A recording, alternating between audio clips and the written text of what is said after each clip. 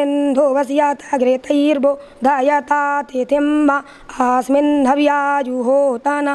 अच्छा, आप ये जो ऐसे कर रहे थे, इसका क्या होता है? ये स्वर होते हैं। आप कब से पढ़ रहे हैं यहाँ पे? हमको 3 साल हो गए। 3 साल हो गए। आपके भी विषय कौन कौन से हैं? हमारा वेद, व्याकरण, दर्शनम, संस्कृत और गीता। अच्छा, गीता। तो गीता का कोई श्लोक याद है आपको? जी, बताइए। धर्मक्षेत्रे कुरुक्षेत्रे संवेतायुत्सवा माम का पांडवशैव किं कुरु संजय। ढक्कम नव पंचवार नृत्यावसानी नटराज राजा भगवान शंकर ने नृत्य करते हुए डमरू बजाया, उसमें से 14 सूत्र निकले। उन 14 सूत्रों से ही पाणिनि जी ने इतना बड़ा व्याकरण शास्त्र लिख करके ये सब इन बच्चों को ज्ञान, प्रारंभिक शिक्षा यहीं से शुरू होती है कि अगर तुमने तिलक लगा लिया तो तुम एक जातिवादिक सूचक हो गए। अगर आपने कलावा बांध लिया तो आप भैया एक किसी समुदाय विशेष से माने जाओगे। जनेऊ पहन लिया तो आप रूढ़वादी हो, आपका परिवार एक बहुत बड़ा पिछड़ा हुआ है। जब बच्चे 16 वर्ष के हो जाएं उसके बाद में बच्चों को मित्र समाचरण करना चाहिए। हमारी नीति कहती है, सनातन धर्म का एक अंग है नीति। ये 16 उपनयन संस्कार होते हैं, तो इनका वैज्ञानिक महत्व क्या है? जैसे तिलक लगाना या कलावा पहनना, इस पर थोड़ा सा प्रकाश डालिए। देखो, हमारे ऋषियों ने इस पर इतना सब होने के बाद में भी रिसर्च किया। एक दिल्ली माधव पुस्तकालय से एक पुस्तक निकलती है, उस पुस्तक का नाम है क्यों। तो उसमें हमारे जितने भी अंग हैं, तिलक क्यों लगाया जाता है, बिल्कुल वैज्ञानिक कारण उसका। जनेऊ क्यों कान पे 3 घंटे क्यों लगाए जाते हैं, इसका पूरा वैज्ञानिक शोध उस पुस्तक में दिया गया है। आज संस्कृत को एक वंचित विषय माना जाता है। पहले छोटे छोटे बच्चे माँ के अनुशासन में रहते थे, जब माँ का अनुशासन खत्म होता तो गुरुकुल में आ जाते, वहाँ आचार्यों के अनुसरण में रहते।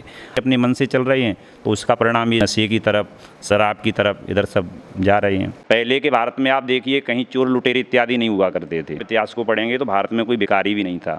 आयुर्वेद है, ऐसे पतंजलि जी ने योग को निकाला, कहाँ से निकाला? दोस्तों, जब चंद्रयान भेजने वाले इसरो चीफ ने बयान देते हुए कहा कि दुनिया में विज्ञान का उद्गम वेदों से हुआ है, तो हम निकल पड़े वेदों की शिक्षा देने वाले गुरुकुल की तलाश में, जहां आज भी बच्चे वैदिक नियमानुसार जीवन यापन करते हैं और वेदों के गूढ़ ज्ञान और मर्मों का अध्ययन करते हैं।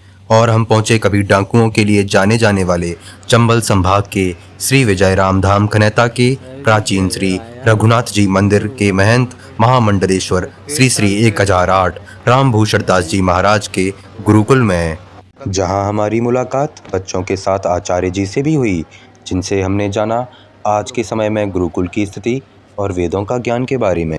तो विचार विमर्श में आपका स्वागत है। आज हम आए हुए हैं चंबल संभाग के एक गुरुकुल में। भी आपने देखा होगा हालिया इसरो चीफ के बयान में एस सोमनाथ जी ने कहा था जो चंद्रयान है उसकी जो विज्ञान की शिक्षा है वो हमारे वेदों से ली गई है। हम जानेंगे विज्ञान में और वेदों का रहस्य क्या है। आचार्य जी नमस्कार। नमस्कार। पहले तो जैसा कि आपने सुना होगा कि अभी भारत ने चंद्रयान को लॉन्च किया था और चंद्रमा के दक्षिणी ध्रुव पर सफलतापूर्वक अपना प्रक्षेपण किया है, रोवर उतारा है। तो इसके बारे में आप क्या सोचते हैं? पहले तो मैं बधाई देना चाहूँगा उन सभी वैज्ञानिकों को जिन्होंने की जो ऐतिहासिक कार्य किया है, जिसको आज तक कोई नहीं कर पाया, जिनको हम लोग आजकल बहुत आगे मानते हैं कि अमेरिका हमसे बहुत आगे है, रूस हमसे बहुत आगे है या चाइना हमसे बहुत आगे है। उन वैज्ञानिकों ने जहाँ पर किसी ने भी यान नहीं पहुँचा पाया, वहाँ पर हमारे वैज्ञानिक भाइयों ने जो यान पहुँचाया उसके लिए उनको बहुत बहुत बधाई। देखो, हमारे यहाँ जो पुरातन पद्धति रही, हमारे यहाँ 4 वेद हैं, ऋग्वेद, यजुर्वेद, सामवेद और अथर्ववेद। जितनी भी विद्याएं, ये भी एक विद्या ही है विज्ञान, जितनी भी विद्याएं सभी वेदों से निकली हुई हैं। वेदों में सामवेद है, उसमें गायन है, जितने भी गायन के प्रकार हैं सब सामवेद से प्रस्फुटित हुए हैं। तो ये सब वेदों में हमारे में, परंतु कुछ ऐसा दुर्भाग्य रहा भारत देश का कि हमारी ऋषि परंपरा के बाद में जब हमारे यहाँ मुगलों का या अंग्रेज़ों का शासन हुआ, उस समय हमारे वेदों का उन्होंने इतना विनाश किया कि उन्होंने लोगों को उधर से हटा करके लोगों को पाश्चात्य संस्कृति से जोड़ दिया, जिससे कि सारी विद्याएं प्रायकर लुप्तप्राय हो गई और लोग उन विद्याओं से अनभिज्ञ हो गए। आज जो हमारे यहाँ श्रेष्ठ पुरुष हैं, वैज्ञानिक लोग, जो उन पर रिसर्च कर करके जो विद्या हम खो चुके थे उसको प्राप्त कर रहे हैं। और भारत के लिए कोई नई बात नहीं है। आप रामायण सुनिए या महाभारत सुनिए, उनमें आपने सुना होगा पुष्पक विमान मन के अनुसार चलता था। आज आप सोलर सिस्टम ढूंढ के ला रहे हो। हमारे यहाँ तो बहुत पहले से ये सब व्यवस्थाएं मौजूद थीं, परंतु ये ऐसा कुछ दुर्भाग्य रहा भारत का कि बीच के क्षणों में लोग इस चीज़ को भूल गए। परंतु आज देश के यशस्वी प्रधानमंत्री जी मोदी जी हैं और वो लोगों को इस तरफ, लोगों को झुकाव वेदों की तरफ, सनातन संस्कृति की तरफ, और जो वैज्ञानिक भाई हैं वो तो प्रमाणित कर ही रहे हैं, वो इस बात का उदाहरण भी दे रहे हैं कि ये सब हमको वेदों से प्राप्त हुआ है। तो इसी के बारे में थोड़ा सा एक सवाल और था मेरा। जैसे कि ऐसा देखा जाता है कि जो धर्म से जुड़ी हुई चीज़ें हैं तो धर्म और विज्ञान को अलग रखना चाहिए, ऐसा है। लेकिन अभी जो हालिया इसरो चीफ हैं या हालिया वैज्ञानिक है वो मंदिर जा रहे हैं, पूजा भी कर रहे हैं, तो उनका कहना है कि विज्ञान और आध्यात्मिक एक साथ होते हैं और एक साथ चलते हैं। तो इस पर आपका क्या मानना है? देखो, कोई भी वस्तु एक दूसरे की पूरक होती है। धर्म और विज्ञान कभी अलग नहीं हो सकता। कहीं ना कहीं विज्ञान का संबंध धर्म से है, वो ये आपको मानना पड़ेगा। क्योंकि अगर धर्म और विज्ञान को आप अलग कर दोगे तो यह उसी प्रकार हो जाएगा जिस प्रकार से कोई व्यक्ति खाना खाए, रोटी खाए और पानी ना पिए तो वह उस अन्न को पचा नहीं सकता। उसी प्रकार से जब धर्म और विज्ञान को अलग कर दिया जाता है, जैसा कि पूर्व वर्षों में किया गया, तो आपने देखा कि विज्ञान का कितना नुकसान हुआ। और आज जब धर्म को विज्ञान से जुड़ करके चल रहा है, यान गया, उस पर पूजा हुई, स्वस्तिक लगाया गया, उस पर स्वस्ति वाचन बोल करके ब्राह्मणों के द्वारा उसको भेजा गया, सफलता हासिल हुई कि नहीं हुई। अगर आप धर्म को मानना पड़ेगा भैया, जो चीज़ है उससे तो मानोगे नहीं, कैसे काम चलेगा। धर्म विज्ञान से कभी अलग नहीं है। मैं तो ये कहूँगा विज्ञान धर्म से निकला है, हमारे जो ऋषियों ने एकत्रित किया है उसी से, तो धर्म नहीं है तो विज्ञान कैसे काम करेगा, बताओ। अच्छा, आप इस पर थोड़ा सा और प्रकाश डालिए। जैसे कि अभी विज्ञान में जो पुरानी शिक्षा के हिसाब से, मतलब जो हमारे वेदों की शिक्षा थी, जैसा आपने बताया 4 वेद हमने पढ़े हैं, उनमें शल्य चिकित्सा थी, सुश्रुत थे, आचार्य चरक थे, जिन्होंने काफ़ी वेद लिखे हुए हैं, किताबें लिखी हुई हैं मेडिसिन को लेके। तो इसमें थोड़ा सा प्रकाश डालिए कि आज की जो शिक्षा व्यवस्था है, जो अंग्रेजों ने मैकाले शिक्षा पद्धति दी थी, और हमारी जो शिक्षा व्यवस्था है उसमें क्या नुकसान हुआ है, और कैसे हम अभी देख रहे हैं कि गुरुकुल की शिक्षा की जो संख्या है, शिक्षण संस्था है, वो काफ़ी कम है। और अगर हम पुराने प्राचीन भारत की बात करें तो उसमें लगभग 7 से 8 लाख गुरुकुल थे। तो इसके बारे में थोड़ा सा प्रकाश डालिए। देखो, पहले आपको मैं ये बताऊं, भारत सबसे पहले विश्वगुरु था। कोई भी देश विश्वगुरु की उपाधि से अलंकृत नहीं हुआ। हमारे यहाँ स्वामी विवेकानंद जी महाराज हुए, उन्होंने सनातन पद्धति का अनुसरण किया, और सनातन पद्धति के ही बल पर वो सभी देशों में दिग्विजय प्राप्त करके आए। उन्होंने ना तो पाश्चात्य संस्कृति का अनुसरण किया, विदेशों में भी गए, अमेरिका इत्यादि देशों में भी गए, उन्होंने धर्म की ध्वजा को लहराया केवल सनातन पद्धति की ओर से। यह सब और भी देश हैं जिनको हम पाश्चात्य संस्कृति वाले देश बोलते हैं, उनको यह देखा नहीं गया। उन्होंने आकर के हमारे देश की जो भोली वाली जनता थी उसके मन में इतनी विकृति पैदा की कि उसको इस सनातन पद्धति से हटा करके उसको पाश्चात्य की ओर ले गए। जैसे कि इंग्लिश भाषा का प्रचार प्रसार करना, ये सब करना, इस ओर ले गए। तो इससे क्या हुआ, हमारे धर्म का ह्रास हुआ, लोगों की रुचि उससे खत्म होती गई। उनको ऐसा उनके मन में बिठा दिया गया कि अगर आप सनातन पद्धति है उसका अनुसरण करोगे तो आप एक वंचित माने जाओगे, कि आप पुराने ख्यालातों के हो, पुरानी बातों को मानते हो, ऐसा कुछ नहीं है। इस तरीका का ये सब भारत को नीचे गिराने के लिए, उसका परिणाम भी हुआ, भारत नीचे गया, आज देखने को मिल रहा है। आज से पुनः, उस समय इतने गुरुकुल हुआ करते थे, गुरुकुलों में 2 बातें, आज आप स्कूलों में जाओगे, वहाँ पर हम मानते हैं शिक्षा आपको अच्छी मिल सकती है, परंतु संस्कार नहीं मिल सकते, क्योंकि संस्कार केवल जहाँ संस्कारवान पुरुष हैं वहीं पर मिल सकती है, और जिन लोगों ने खुद संस्कारों का पालन नहीं किया वो दूसरों को भी संस्कार नहीं दे सकते। जब हमारे यहाँ से गुरुकुलों की परंपराएं हटा दी गईं, पहले के भारत में आप देखिए कहीं चोर लुटेरे इत्यादि नहीं हुआ करते थे, सभी लोग, कोई यहाँ तक वर्णन है, आप इतिहास को पढ़ेंगे तो भारत में कोई भिखारी भी नहीं था। परंतु जब हमारी पुरानी गुरुकुल पद्धति को समाप्त कर दिया गया तो उसके बाद में ये सब प्रभाव जो आज देखने को मिल रहे हैं, अगर गुरुकुल पद्धति चल रही होती तो आज ये सब इतनी सब उपद्रव वगैरह ये सब आज नहीं हो रहे होते। अच्छा, अभी थोड़ा विज्ञान के बारे में बात करते हैं। तो अभी जैसे यहाँ जो छात्र उपस्थित हैं, तो उनको वेदों के माध्यम से आप किस तरह से विज्ञान की शिक्षा देते हैं? वेदों के माध्यम से विज्ञान की शिक्षा ये देते हैं जो वेदों में प्रकाशित किया गया है। देखो, अभी तो ये छोटे छोटे बच्चे हैं, इनको तो अभी हम लोग वेदों का अभ्यास करा रहे हैं। जब वेदों का अभ्यास होने के बाद में जब ये उस पीढ़ी पे पहुंचते हैं जिसको हम जैसे PhD कहते हैं, वहाँ जा कर के वेदों के ऊपर शोध किया जाता है। जब ये उस स्थिति पे पहुंचेंगे तब वेदों से निकालेंगे कि किस वेद में क्या क्या भरा हुआ पड़ा है, किस में संगीत है, किस में अस्त्र विद्या है, किस में आयुर्वेद है। ऐसे पतंजलि जी ने योग को निकाला, कहाँ से निकाला? योग आज जो पूरा देश योग दिवस मना रहा है, योग का इतना प्रचार प्रसार हो रहा है, कहाँ से आया? भारत की देन है। आयुर्विज्ञान, आज जो आप इंग्लिश दवा खा रहे हो उससे खाने के बाद तुरंत आराम मिल जाता है, परंतु बीमारी जड़ से नहीं जाती। परंतु हमारा आयुर्विज्ञान आज भी दवा 15 दिन में असर करेगी, परंतु उस बीमारी को दावे के साथ समाप्त करेगी। आज भी जो आयुर्विज्ञान का पालन कर रहे हैं, ये सब कहाँ से है? वेदों से तो है। तो ये सब वेदों से निकाल करके ये निकलेंगे, इनमें से छात्र योग्य वो निकाल करके लाएंगे, रिसर्च करके इनको। आप जैसे अभी जो भारतवर्ष में कॉन्वेंट स्कूल चल रहे हैं या फिर मिशनरी स्कूल चल रहे हैं, जैसे कि सेंट जोसेफ या फिर जो भी स्कूल हैं, तो वो एक मिशन के तहत चल रहे हैं। और हम देख रहे हैं कि जैसे कि जो छात्र की संख्या होती है वो 2-2.5 हज़ार एक स्कूल में रहती है। तो कहीं ना कहीं उनका मानसिक धर्मांतरण किया जा रहा है और उनको एक पास, जैसा आपने बताया, पास सभ्यता की तरफ भेजा जा रहा है। तो इस जो अभी जो स्थिति है, जैसे कि माननीय प्रधानमंत्री जी भारतीय संस्कृति को फिर से उभार रहे हैं या फिर वेदों की तरफ, जैसे महर्षि दयानंद सरस्वती जी ने कहा था कि वेदों की तरफ लौटिए, तो इस पर आप क्या कहते हैं कि कैसे जो गुरुकुल शिक्षा पद्धति है वो कहीं ना कहीं पुराना जो गौरव है उसको वापस लेके आएगी? देखो, मैंने पहले भी बताया आपको, ये सब एक रची हुई साजिश थी जिसको हम लोग नहीं समझ पाए। आज उसमें इतने लिप्त हो गए।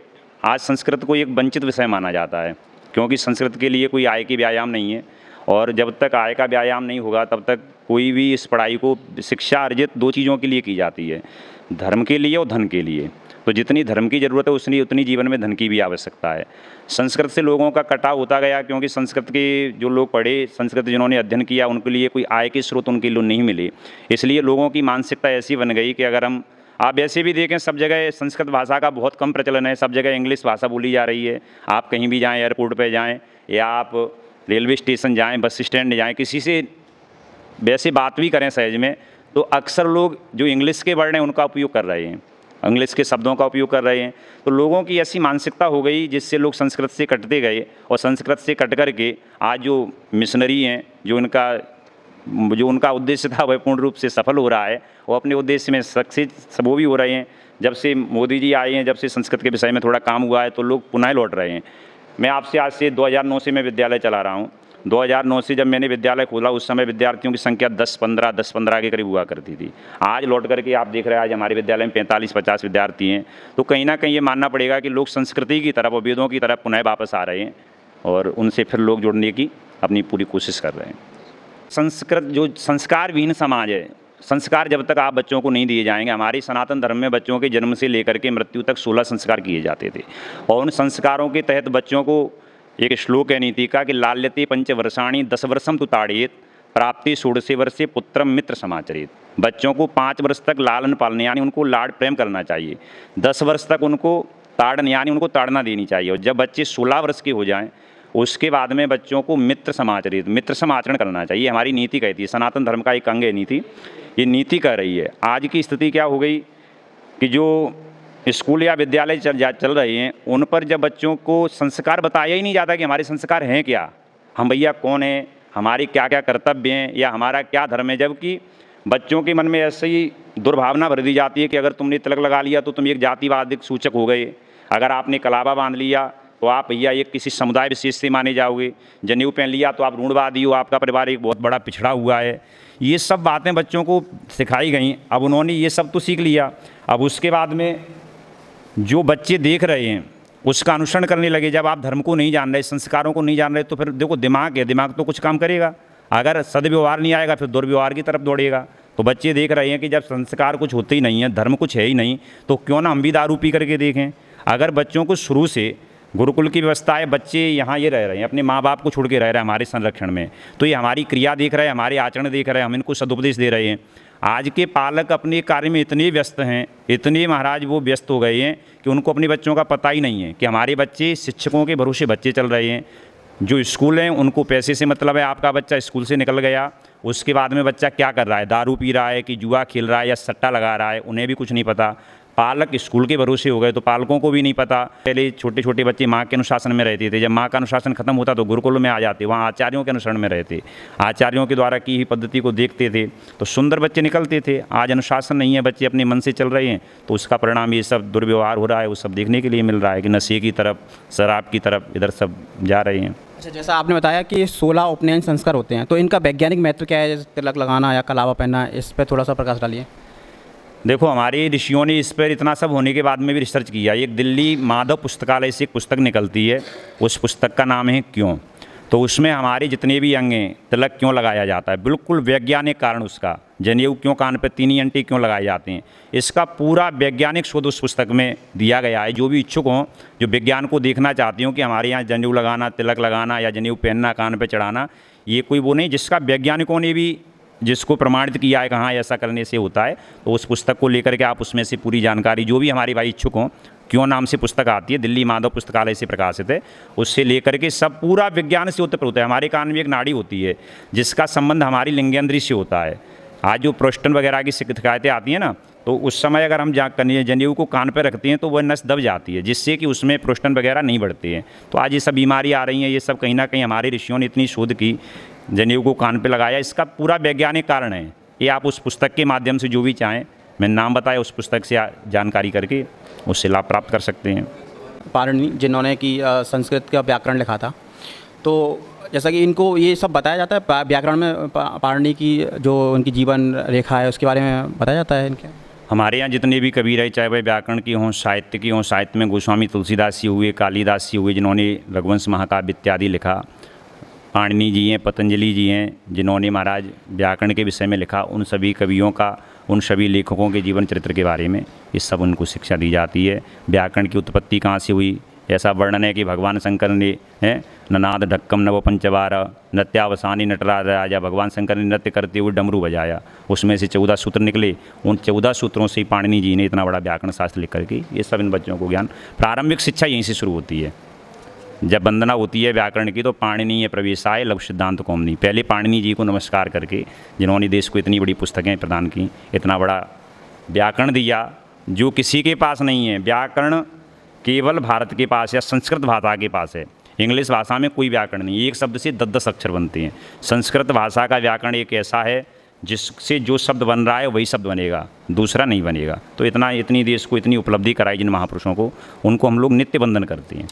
अच्छा, वंदना से मुझे याद आया, जैसे कि गायत्री मंत्र का जो उच्चारण किया जाता है वो कहते हैं कि बहुत तेज नहीं करना चाहिए। दूसरा सवाल ये है साथ में यही इसी का कि जो स्कूलों में पहले वंदनाएं होती थी, प्रार्थना सभा होती थी, जो सुबह प्रार्थना होती थी, वो भी अब धीरे धीरे ख़त्म कर दी गई हैं, तो इसके बारे में थोड़ा सा बताइए।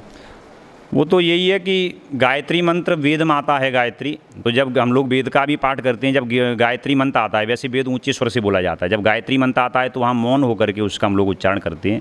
ऐसी पुरानी ऋषि परंपरा रही, हमारे ऋषियों ने ऐसा हमें निर्दिष्ट किया। और देखो प्रार्थनाएँ ये सब नष्ट हो रही हैं, ये तो हम बता रहे हैं एक साजिश के तहत, जो पाश्चात्य संस्कृति है उसका बढ़ावा देने के लिए, हमारी संस्कृति को, बच्चों को संस्कृत का ज्ञान ही ना रहे, बच्चे अपनी सभ्यता को ही ना समझ पाएँ, इसलिए ये सब चीज़ों का समापन किया जा रहा है। बहुत बहुत धन्यवाद आपका। आपका नाम क्या बेटा? अंश शर्मा। अंश। अच्छा रुद्र, आपको पता है अभी चंद्रयान लॉन्च हुआ था? हाँ पता। मैं आपका आशीष शर्मा। आशीष। तो आशीष कब से पढ़ रहे हैं आप यहाँ पे? 1 साल हो गई। 1 साल से। तो क्या क्या विषय पढ़ाए जाते हैं आपको? व्याकरण, वेद और संस्कृत। अच्छा, तो कोई श्लोक याद है आपको व्याकरण या वेद का कोई भी? नारी ओम मा सामेदाग्निन्धो वस्याता घृतैर्भो धायता तिथिं आस्मिन् हव्याजुहोताना। अच्छा, आप ये जो ऐसे कर रहे थे, इसका क्या होना है? ये स्वर होते हैं। अच्छा, आपका नाम क्या है? प्रशांत शर्मा। प्रशांत शर्मा। ठीक है प्रशांत, क्या दिनचर्या क्या रहती है? आप कितने बजे सुबह उठते हैं और कितने बजे सो जाते हैं, क्या रहता है? हम सुबह 4 बजे उठते हैं और रात 10 बजे सो जाते हैं। तो क्या क्या करते हैं आप इन बीच में? यानी पढ़ाई। अच्छा, खाने का समय क्या रहता है आपका? क्लास का समय क्या रहता है? क्लास का समय 1 बजे। 1 बजे रहता है। और लंच का टाइम क्या रहता है खाने का? लंच का टाइम रहता है 11:30। 11:30। क्या नाम है आपका? गोविंद शर्मा। गोविंद शर्मा जी। गोविंद, आप कब से पढ़ रहे हैं यहाँ पे? हमको 3 साल हो गए। 3 साल हो गए। तो आपकी भी विषय कौन कौन से हैं? हमारा वेद, व्याकरण, दर्शनम, संस्कृत और गीता। अच्छा, गीता। तो गीता का कोई श्लोक याद है आपको? जी। बताइए। धर्मक्षेत्रे कुरुक्षेत्रे संवेता उत्सवा माम का पांडवश्चैव किम कुरुवत् संजय। से 12 बजे तक क्लास, उसके बाद दोपहर 1:30 बजे से 4 बजे तक क्लास। 1:30 से 4 बजे? हाँ। उसके बाद क्या अपने स्नान वगैरह, शाम को संध्या वंदन 6 बजे। खेल कूद का रहता है कुछ? खेल कूदते हैं, फील्ड है उधर है, मंच है, उसमें खेलते कूदते। हाँ। कोई श्लोक संस्कृत का याद है आपको? हाँ, श्लोक याद है। किसका सुनाएंगे? रुद्राध्यास को। हाँ। अच्छा, अभी सावन के सोमवार चल रहे हैं, तो शिव जी का रुद्र श्लोक याद है? हाँ बिल्कुल याद। नमो संभवाय च मयो भवाय च नमः, शंकराय च महेश्वराय च नमः, शिवाय च शिवतराय च नमः। अच्छा बच्चों, कोई ऐसा श्लोक जो सभी को याद हो, एक साथ जो बोल पाएँ? तैयार हैं सब लोग? जैसे ही मैं तृतीय बोलूँगा चालू करेंगे। प्रथम, द्वितीय और तृतीय।